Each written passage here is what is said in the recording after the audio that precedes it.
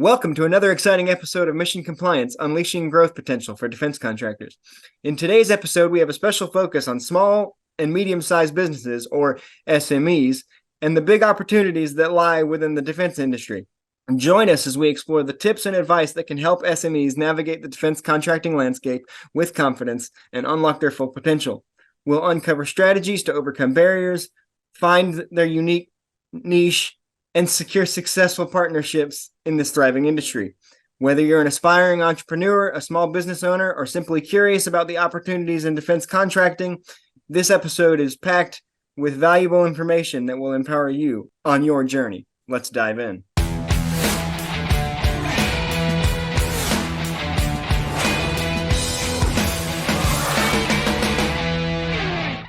We're joined once again today by Mike Frieder, President of On-Call Compliance Solutions, CMMC Registered Practitioner, and CMMC Certified Professional Assessor. Thanks for joining us, Mike. Hey, thanks for being here, Roman. Really appreciate it. How are you doing today? Pretty good. Anytime. Always a good day to talk about compliance. That's right. So, Mike, in a lot of your YouTube videos where you walk viewers through individual CMMC control points, you make a lot of mentions of small and mid-sized enterprises, or SMEs, and how they might differ in their compliance needs to a larger company. Let's get into that. What are the key challenges that small and mid-sized businesses face when entering the defense industry, and how can they overcome them? That's a great question, Roman, and I think it's a question that is truly near and dear to my heart. I'll share with you a couple experiences and the answers. So, one thing is, when we were getting into defense contracting years and years ago, I will tell you that you couldn't touch us for anything less than about $15,000. I mean, just even really have an intelligent conversation in regards to compliance and cybersecurity, et cetera. It was minimum of $15,000. There was, it was, look, if we're not getting you compliant, we don't really want to talk to you. And that continued on for really quite a while until one day I was actually covering for one of my salespeople because I think that's really fun to do, and I'm a sick person, and I happen to love taking sales calls and things like that. I don't get to do it as much as I used to, but nonetheless, it's a fun place to be. Working with people who need help, right? That's kind of one of my passions. So, we were discussing it, and we discovered that the young woman on the phone was maybe not so young at all. She was about 84. Young at heart. That's right. She was young at heart for sure. And she also happened to be a sole source vendor for a particular part on a particular fighter jet. Now, I won't go into detail there just because of NDAs and all that fun stuff, but it's something that we widely talk about here. She said to me, she said, "Look, honey, I'm happy to pay your price, but the problem is if I pay that price, I won't pay myself for like 3 months." And I was just dumbfounded about that. And I thought to myself, well, aren't all defense contractors large? And how could that be the case? And so I had somebody in the background. I said, hang on one second. This doesn't make a lot of sense to me. Let me look it up. We looked up her company. We looked up what her awards were. And sure enough, she had about $300,000 in awards, and that was it. And a lot of those awards were firm fixed price. And, I think she maybe had like a 15-20% margin or something like that. And all that stuff is publicly available. And so we were able to sort of get some insights on her. And we looked back and we said, look, we can do this. We can do it in your case virtually. She didn't really have a facility. We could, the facility she did have, we could walk around with a smartphone, and we invented a micro program to be able to take care of those people who are under 5 employees, the micro crowd, as we call it. And what's amazing is, 25% of defense spending is supposed to go to small business. Small is a relative term, right? I happen to think that there's a lot of businesses out there that are really big, that are still classified as small businesses by the government. But, ultimately, in the case of the really small business, this has been a hard pill to swallow. We at On-Call take that as a mission. If you look across many of our websites, we have a mission statement that says our mission is to provide compliance and cybersecurity solutions affordably and deploy them rapidly. It's really, that's who we are. And I'll tell you, that comes from us spending a lot of years being a small and even a micro business in the beginning. I'll tell you, I don't ever wake up and forget the pain of being small in our early days. I started this business 20 years ago, believe it or not, when I was only 20 years old, and being young and being in a position where, it was me versus much more well-established companies in every market that we ever went into. And going from there to a globally recognized managed IT service provider and a globally recognized defense support company. It's been a heck of a journey, but we don't forget where we came from, and we don't forget where most companies start. And so I think from our perspective, one, we actually went back and made a micro program that was very, very affordable. She agreed that she could afford that program, and it's the same quality program that we put on for our large enterprise clients with tens of thousands of employees. We just made it so that the program and the price scale. We've also worked extremely hard to develop solutions from an IT perspective or a cybersecurity and information security perspective that can fit any budget. So if you're a big enterprise client, yeah, it's gonna take some money to secure something that big, but we've figured out ways that the small and mid-sized companies can be able to employ these solutions, get fully 100% compliant, and do it for a very reasonable price. And I think what it all stems from is, and I have this other saying. What we say is, we say, look, if you're a small business, I don't want you to have to choose between paying yourself or following the law and getting compliant. And so if you ask me what I think the biggest challenge is for the small to mid-sized business, that's it. It's the money that's involved. It takes money to hire a company like ours. It takes money and time to have someone on staff who can understand this stuff. I mean, I'm talking like 6 to 18 months on average for someone to even understand this, let alone implement everything that's needed. And then the money for the solutions to properly secure yourself. So yeah, the money is a big aspect of it. We help our clients to look into, are there cost reimbursement options? Are there, can we help level that playing field? Can we boost up sales to cover these costs? We have a plethora of methodologies that we teach during our consultations, during our Done For You program, that teach you how to sell more defense work, how to reach back out to those people that hired you and say, look, I want to earn more of your business. And we teach those methodologies to the point where we really firmly believe that when companies hire us, it's a net positive result within a 12-month period. And certainly we can't guarantee that. It's up to them to go out and get the business, but we go show them how. So I think money is the number one factor. The second factor is expertise. This compliance standard is really fascinating to me. If you take an ISO compliance standard, that's a quality compliance standard. It's all about the quality of the products you put out. There is usually a person on staff at virtually every manufacturer, just as an example, who is an ISO compliance person or who is a quality person. And so that all fits under one guy's hat, or a division's hat, and it's pretty much it's obviously their responsibility. This is information security. Information security is everybody's responsibility. And so I think another massive challenge, particularly in smaller organizations, is a lot of smaller organizations don't know how to be organized and carry out tasks that require more than one person to execute them. I want to share another quick story for you. And it's a story from when my wife and I actually were getting married. It's kind of a fun story. So in the Jewish religion, when you are going to go get married, typically you go sit down with the rabbi, and he, either does like a couple little sessions with you, do some like teaching. It's kind of like pre-marriage counseling, but before you're married. So he kind of sits my wife Rachel and I down, and we're sitting at his desk, and he says, look, you guys can be fine for a couple of years, but then the real problems are going to hit. We said, well, I don't know. We haven't had an argument in like, 2 years. Like what on earth are we in for here? And he goes, look, you guys are very, very bright individuals, and you're very capable of solving a problem. You can solve any problem that you've ever come across so far. You can solve that problem because, frankly, smart couples, one of them in the couple is going to be able to go figure that out. He goes, I predict when you guys have kids, you're going to have some real struggles, because that'll probably be about the first time you actually have to work together to solve anything, right? Up until that point, one of you is going to take, point on the issue, and you're going to go out and solve it. And you're both so capable that either one of you could really solve any issue you come across. Mm-hmm. And I have to tell you, he was exactly right. I mean, the communication breakdowns that we had, the struggles that we had, it took a lot of effort for us to figure out like a whole new language. I mean, we really had to reconstruct our relationship and how we dealt with each other just to be able to actually solve one problem, but with two people involved in that troubleshooting. And hopefully that's a relevant example, because I'll tell you, when it comes to NIST, SB 800-171, and DFARS, information security isn't just two people's problem working together. I mean, it's like the whole company, right? So the executives have to push it down and believe in it. Then the IT people have to execute on the IT stuff.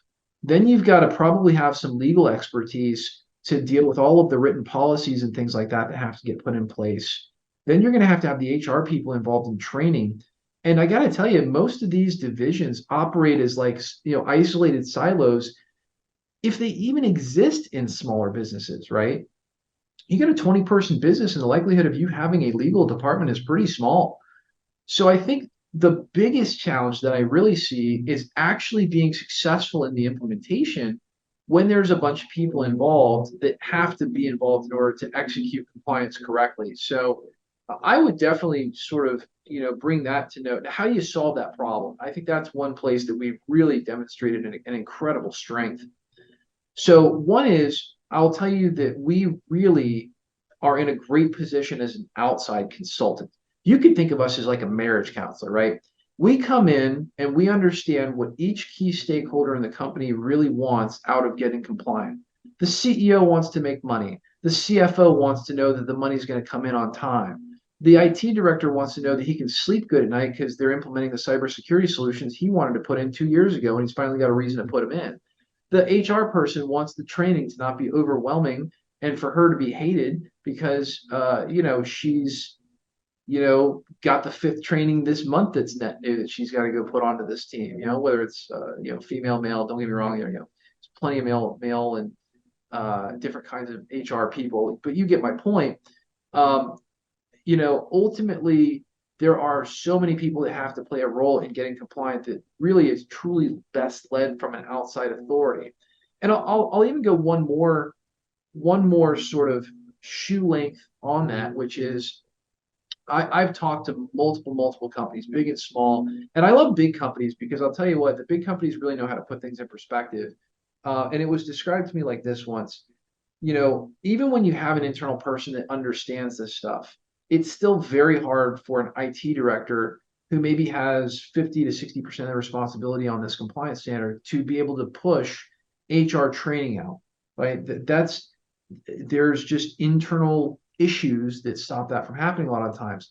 It's impossible for the IT director to go walk into the sales office and teach the things that we teach. And so as we've been told on multiple occasions, really at the end of the day, sometimes what you got to do is the company's got to write a big darn check to recognize the value that an outside consultant is going to bring when they show up, when they came to work in a plane instead of a car, like every other employees, and when they park in the visitor spot instead of the employee lot. There are just simply some things that happen when you have an expensive outside consultant walk in the door, and it is that you listen to them, right? You understand the value because you had to stroke a check for that. And so I think in that regard, that's another area where the small businesses really struggle, is in understanding how to accept help from some of the outside, from a third party, how to recognize that this isn't really something that's going to easily be done from the inside. Look, I think one of the things that we're working on right now is we're actually working on a do-it-yourself methodology for small to mid-sized businesses. It's the only one that exists. It's a very unique product offering, and we hope it's going to work. But ultimately, it is really hard to do this yourself as a small to mid-sized business. And the small to mid-sized business mindset is a mindset that is heavily fortified in the state of mind that they've got to do everything themselves because they theoretically don't have the resources. When in fact, the reality is they do. They just got to cough up the checkbook and make it happen, and it'll all go much smoother that way. So, great question. Hopefully I covered all the basis points there, but I definitely think that the money part and the HR, just the sort of the number of people that are involved in getting this thing to work are big key challenges to the small to mid-sized enterprise. Absolutely. In what may seem like a David and Goliath situation, it's important for a smaller business to show how they can differ and set themselves apart from their much larger competitors. And it is something that's it is something of a competition to get that defense work, to get those contracts. How can a small business identify their unique value proposition and find their niche? Their niche. That's a hard word for me. How can a small business identify their unique value proposition and find their niche within the defense contracting landscape? That's a really, really great question. And you know what? We go really in depth in that with the clients who want us to and let us, because I'll tell you, like I said earlier, our goal is that, we know you've got to get compliant, you got to pay to get compliant. That's no secret, but we try to make it so that everybody that works with us winds up net positive on this within 12 months. We're the only consultant I've ever heard of even frankly caring. But we do that because we do have a lot of small to mid-sized businesses. Again, we love our enterprise clients. We really do. We have a ton of those clients, and we really like taking care of them. They provide us with good challenges. They provide us with a lot of work. But the small to mid-sized guys, they're kind of where our heart is too. So what would I say about that is, I think. Can you ask the question one more time? Just let me make sure that I understood it correctly. Sorry. Sure, absolutely. And it'll give me another shot at that word. I just love hearing you say the word niche, actually. Especially because I've said it like 3 or 4 different times throughout the course of this podcast already. So let's see how many more I can come up with. How can a small business identify their unique value proposition and find their niche within the defense contracting landscape? Yeah, so how can you find your niche? So the first thing that I would do is this. I will tell you that I actually have, and keep in mind, I'm not just a compliance guy. I'm also a CEO as well. And there's no job in our company that I have not personally worked myself. And I have something on one of my walls that basically says, scaling up is doing more of what works, not finding more new stuff to do. That's a really good motto to live by when you're in this position. So let's kind of explore the construct here of where we're going. One is you've got to go pay to get compliant, okay? One way or another, okay? Sometimes we come across mid-sized companies that got it pretty close to all together, but at that point, you're probably not that small anymore. So for the smaller companies out there, I'll share with you a personal decision that I made very early on in my business, which was I remember when I was growing, it was never big enough, right? The business was never big enough. The sales were never big enough. And my thought was, if things go really south, at least I'll have layers and layers of business that would have to be undone in order for this thing to really hit the floor. There are a lot of people who are very, very happy with a business being super, super small. And you know what? You probably have a lot more sanity than I do. You're probably a happier person than I am from time to time. But the reality is there are dangers in being really, really small, right? There's just not a lot of room. There's not a lot of fat to cut off if there's a problem or you get a contract canceled. So we advocate growth. We love working with growth-oriented companies. We're a huge fan of it. We've had tons and tons of our clients actually get bought out before, on the backs of their success in defense. We've had a lot of other companies that have actually teamed with venture capital companies, and they've gone on buying sprees. We love those journeys. Those are really, really fun for us. And what I'll share is that the first real thing you have to understand is that it's okay to narrow down a niche. It's okay. You'll be all right. All right. So if you've got 30% of your business that right now is in defense, you've got 70% that's in private sector, and you're thinking to yourself, man, this is all very interesting. I'm going to have to pay for this. You're debating, about the financial merits of getting compliant. First thing I'll tell you is there's no financial merit about getting compliant. If you're doing the work, you've legally obligated yourself to do it. This isn't a financial decision. This is a legal decision. Mm-hmm. Period. We hear that a lot. I think I just did a YouTube on that a week ago, YouTube video.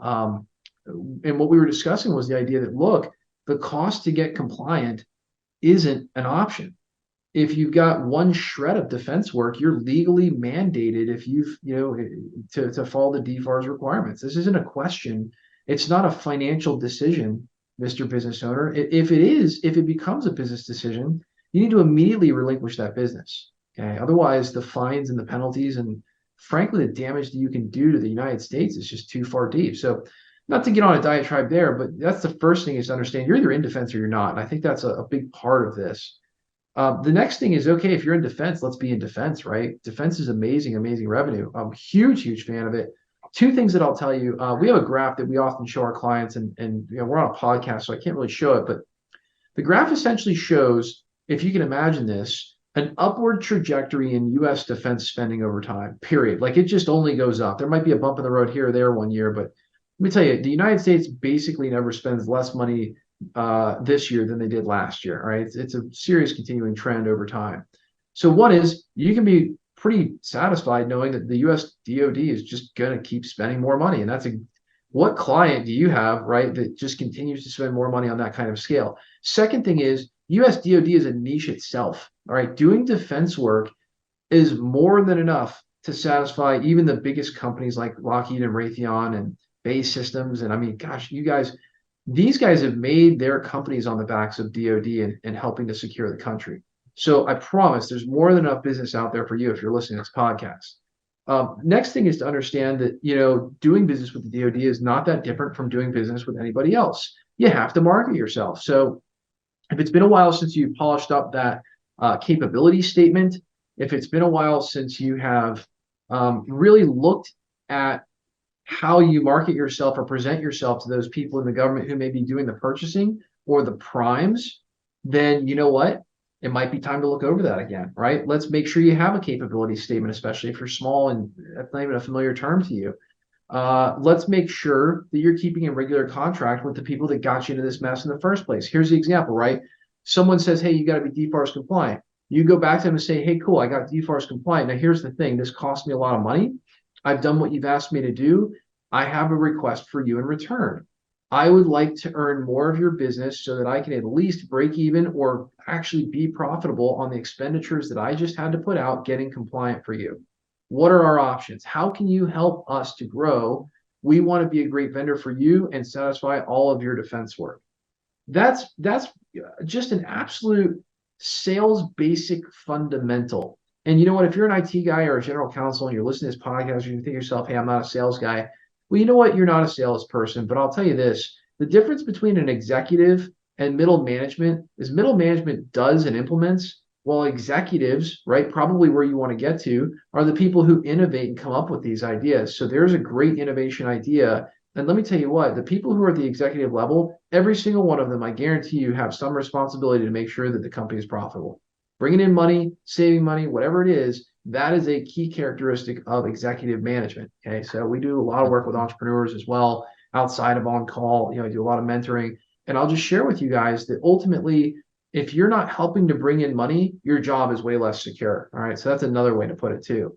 So, and again, if you're the small business owner, your company's a lot less secure. So again, strong advocacy for not doing something different, but just going back to that same group of people that purchase from you, saying, hey, we are way more secure than we were before. We want you to know that. We want you to know that we're an excellent partner to do defense business with.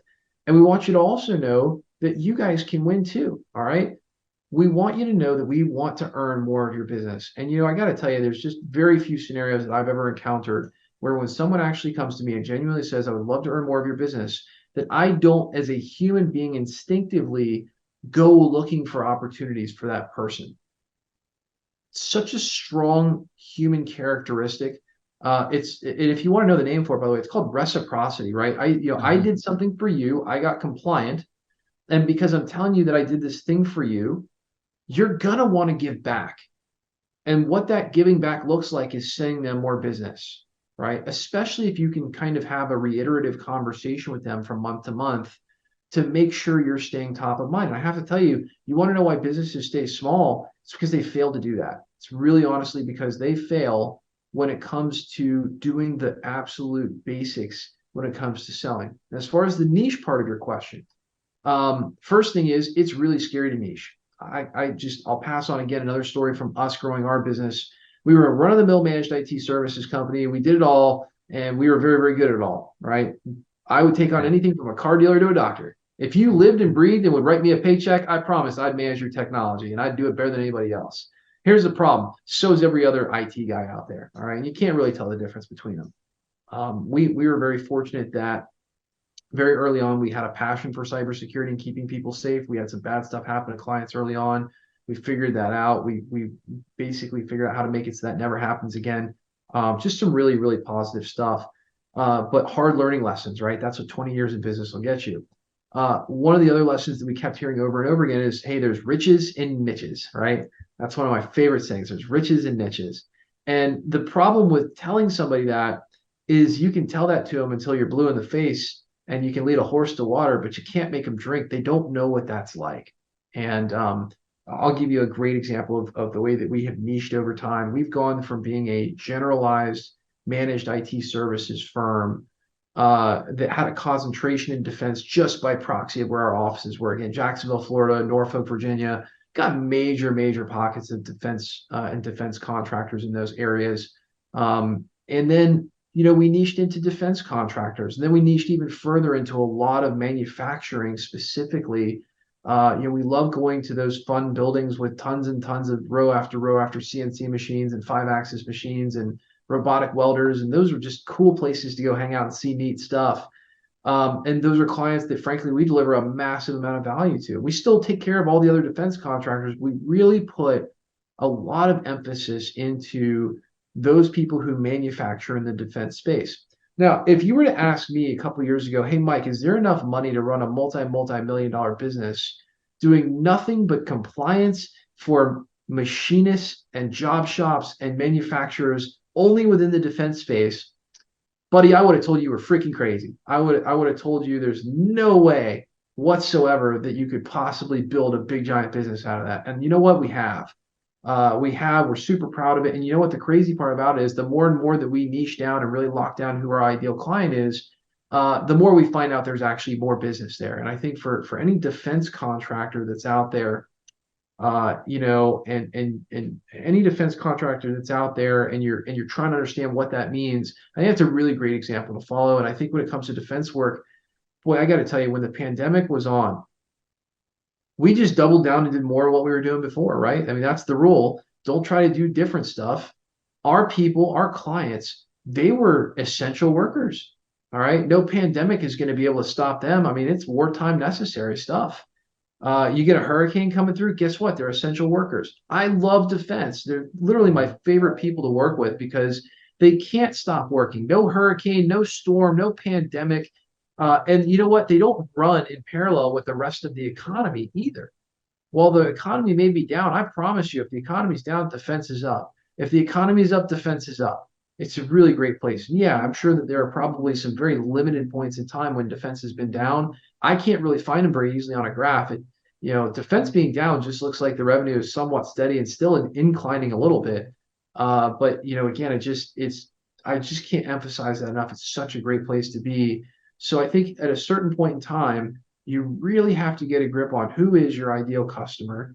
And then you got to make the big leap and say, no, I won't take you on if you're not that person, which frees up an unbelievable amount of bandwidth for you to go and pursue the people who you can help the most and who you can deliver the most value to. So yeah, hopefully that helps. Hopefully that answer is kind of in line. I know it's probably leaping a little bit more into the entrepreneurial and the business end of things, but nonetheless, again, our goal is to help our clients pay for this stuff. I don't think a defense contractor should have to come out of pocket and be less profitable because they're doing the right thing and following the law. And unlike any other consultant in the world, we go to great lengths when we work with our clients one-on-one to really help them put a program in place that's going to help them succeed on that front. Because you know what? If I didn't cost you any money and I helped you make money and open your eyes, you're going to pass me on to the next 10 defense contractors who are either subbing for you or above you or next to you. And I have to tell you, we've done tremendous things doing that. So I really am a big fan of helping people, right? As my good friend Zig Ziglar says, you can have anything you want in life as long as you help enough other people get what they want in life. And really I think that's a really strong part of who we are at On Call is, people who are truly dedicated to the success of defense contractors, not just even being compliant, but I mean, defense is a business. Because let me tell you, the other side of that graph that I haven't talked about, which is, there's a graph of the defense spending going up.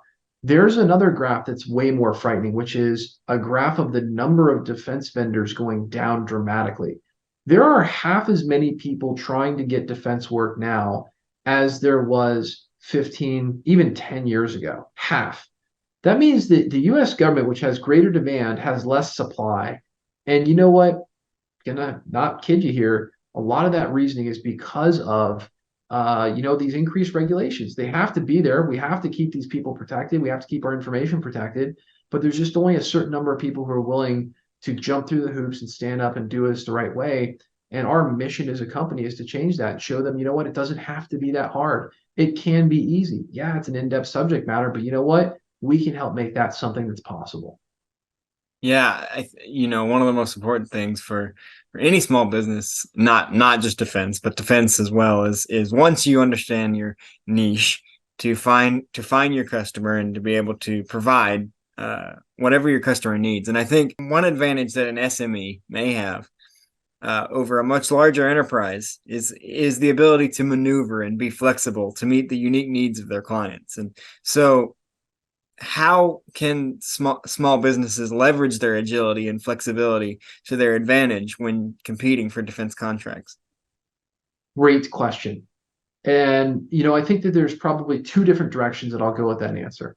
The first one is just to double down on what I said earlier, which is go back to where the money came from, find out how you can get more of it from them. So I think that's the first thing. I just cannot, it boggles my mind how few defense contractors really do that. And God bless them, right? Because they probably stumbled and mumbled into defense, right? And they just, for some reason, they just like lose their head and forget the fundamentals of business. Now, if you're a big business and you got a sales department, you get it. But a lot of the job shops, machine shops, smaller defense contractors out there, they don't got it, right? They've got probably a CEO that's selling, maybe one guy under him, and they've lost track of what got them where they are, and therefore they lose track of what gets them bigger. So second thing is, I would also encourage you to do some teaming. This is not the private sector where you're just selling one thing to another.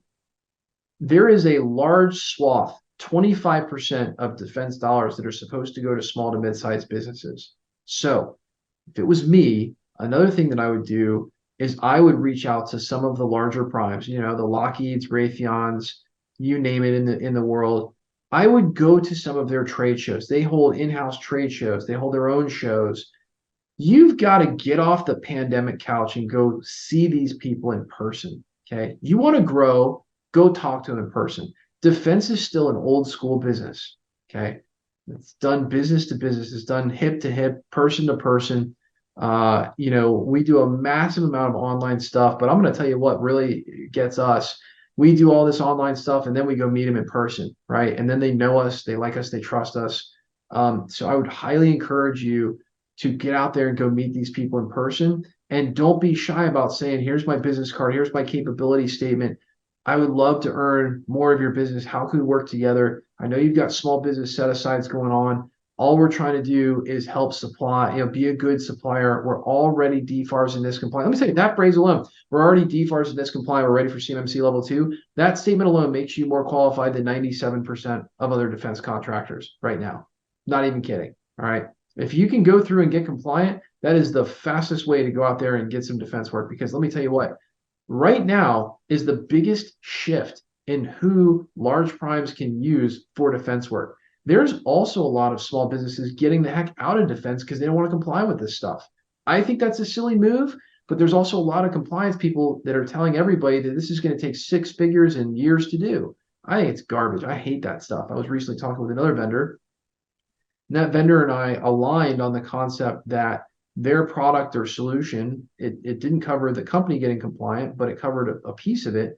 And the idea was really simple. It was, hey, this stuff shouldn't be so hard. It is, but you know what? Us as consultants, we should be able to make it a whole lot easier for them. That's why we're professionals at it. So, again, look towards going out and shaking hands and meeting the people who've got this work to give out. And also at those events, go talk to them about teaming with people. Maybe you can do one piece of a very large, DoD contract. Maybe you can be an extra person on the bench for some of these larger companies, and you never know when it's your time to come out and throw the pitch. But I think I would really strongly advocate for meeting other defense contractors and seeing where you can maybe fit in with them. I think the other thing is keep a flexible mindset. When you're small, All right, here's a great example. We used to be a managed IT services company, and now we've converted into a compliance company. Why? Because we love that work. We love that work. We really have a passion about it. We also have a passion about delivering the IT, but not just anybody. We love doing it for defense contractors. You know what? Between you and I, we're like defense contractors. Have you ever thought about this before? Here's my attitude. All right, I'm a little bit of an adventurous guy. If I'm going to do cybersecurity, I want to go do cybersecurity for the gnarliest people in the world to secure. Like, I want to go be the shield in the middle of the front lines of battle when there's bullets and missiles flying at me. That's maybe not the smartest thing to do, but you know what? That's what I get absolute great pleasure in. And we have an entire team of people with that same methodology, that we don't just want to go secure your typical lawyer doctor's office. I love you guys too. I got a ton of those people as clients as well on the MSP side, with our parent company On Call Computer Solutions. But let me tell you what, I love defending people who are in trouble. I love helping the little guy. I love leveling the playing field as we do with our cost-effective compliance solutions. And we love when people are basically, they learn to fight like the big guys. And so I think that the easiest place to go do that is go and meet those people, team with those people. The small business mindset is, it's kind of like academics, right? So yeah, if you're an academic, it's not a hit on you, but in school, when you get something wrong, you fail the test. In life, when you get something wrong, you learn something, and you're that much closer to getting it right. And so I think with that in mind, you've got to go and see who can you work with, who's open to working with you, and can you bend and flex to meet their needs. That, I think, in the defense space is just really one of the magical silver bullets. It is a blessing to be small. It really, really is. First off, you got 25% of the money that's set aside for you anyway. You just got to go get it. One of the biggest problems actually these big primes have is they got so much money that has to be done through small business set asides. They will throw you work that may not even be related to what the core of your company does, because they just have to get that money into, they have to get the job solved. They won the contract. They don't have a small business to send that money through. So gosh, you just got to go meet those people, and you got to team with them. And I'm such a big proponent of it, and if you've been in a business for like 20, 30 years, and business is slow, or you're trying to figure out how to grow, get up out of the chair, go to a trade show, get on an airplane. All right, go take a vacation on the company, right? It's a write-off anyway. And go meet some people you've never met before, and do some real business development just with an open mind. Showing up is half the game there. All right, that is so that's some valuable information. If any of our listeners now out there are small business entrepreneurs, or just like we said in the intro, just curious to see what the landscape is out there for the defense industry. Mike, you know what time it is. Time for a silly question. For those Bring that it may on. for those that may be listening to this for the first time, it's time for a silly question. We take most of this podcast super seriously, and then right at the end, we just throw a pie in someone's face. So here we go. Can small to mid-sized enterprises, or SMEs, can't they just use a shrink ray to make other businesses to make their business look bigger in relation to other businesses? Because then that way it wouldn't even matter if they were small, because then everybody else would be small, so they'd be the big fish in town. Couldn't they just be like, and that big business over there, you're small now? Couldn't they just do that? I think they could. I think they absolutely could, Roman.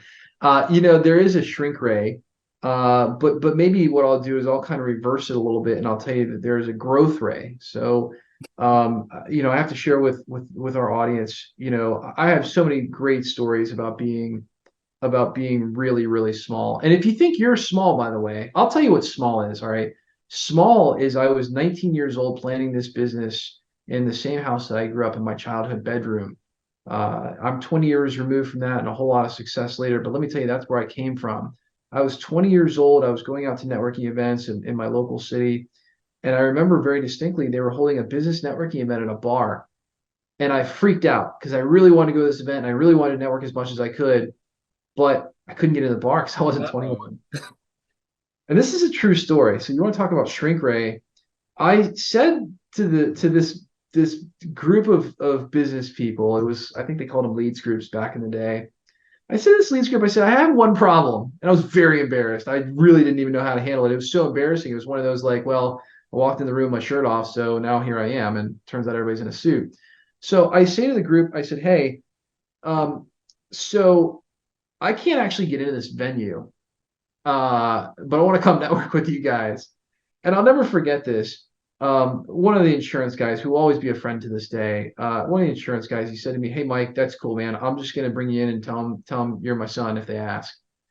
And I have to share with you that as a Excellent. small business owner, um, you know, it's not the shrink rate you need, it's the growth rate that you need to just shine on yourself.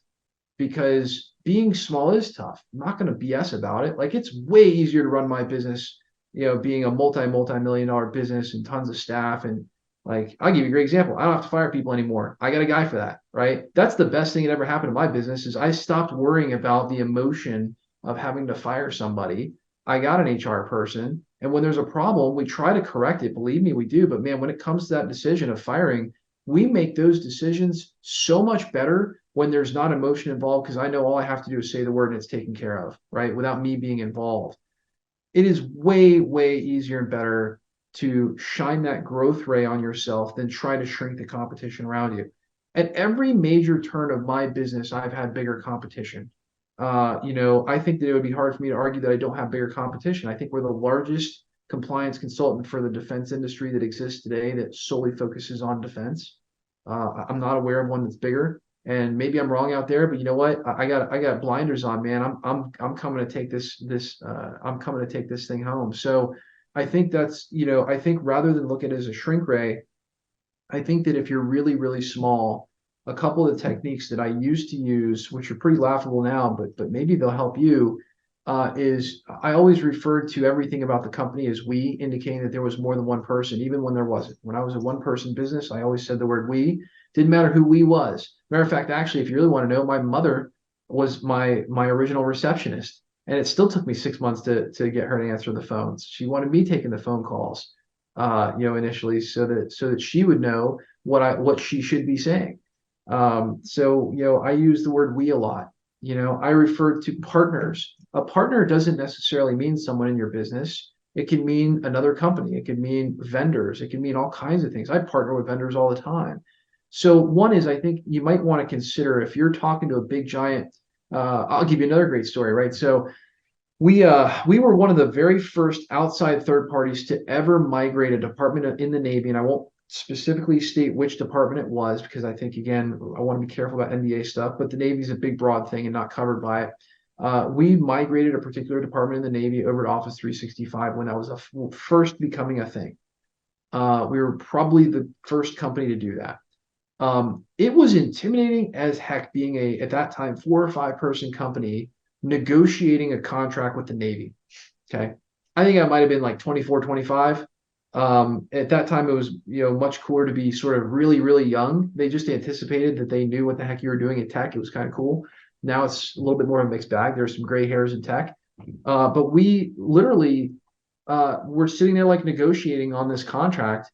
And boy, let me tell you what, I was scared out of my brains. I mean, here I am literally like putting my business on the line, agreeing to do this work for, a big giant government agency, the Navy. It was scary stuff. And I think when you're small, the easiest thing to do is realize you got nothing to lose. You don't. Maybe you think you do, but you don't have anything to lose. And I think that's another sort of mindset shift that for the small businesses, what you're worried about losing and protecting is so small anyway, it doesn't matter. And so you might as well take some risk. You really might as well take a little bit of risk. And I think, again, in defense contracting, there's just no better place to take the risk. You're not going to have to worry about whether this client's going to pay you or not. We've got private sector, clients that very, very rarely, but about once a year it pops up where we'll have a challenge with payment on one of those guys. And it's like, dude, they're private sector, man. It's lawyers or bust. I'm not going to have to worry about whether the Department of Defense is going to pay me or not for the work as long as I performed it. So, look, it's not a perfect world out there. Some people might contradict me on that one, but I will tell you that I have a lot of clients and payment is not their problem. So, yeah, a lot to unpack there in that answer, but what I would say is it's not the competition that you have to worry about. It's not a growth rate you have to worry, or rather a shrink rate on them you have to worry about.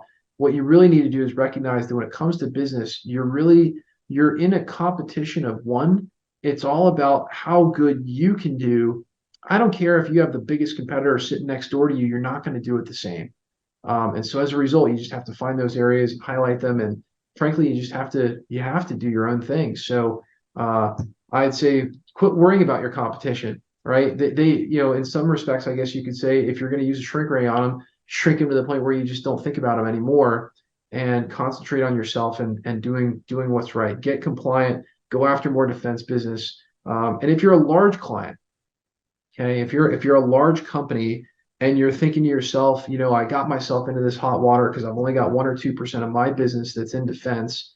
I would reflect back to what I said earlier, which is, well, dude, if you got 1 or 2% of your business is in defense, how much larger can you grow that footprint? I think when it comes to the enterprise clients, let me tell you what the shrink rate is. The shrink rate is they need to shrink their egos a little bit because a lot of times they get, sort of so caught up in how big they are and, that they have a core focus for their own business.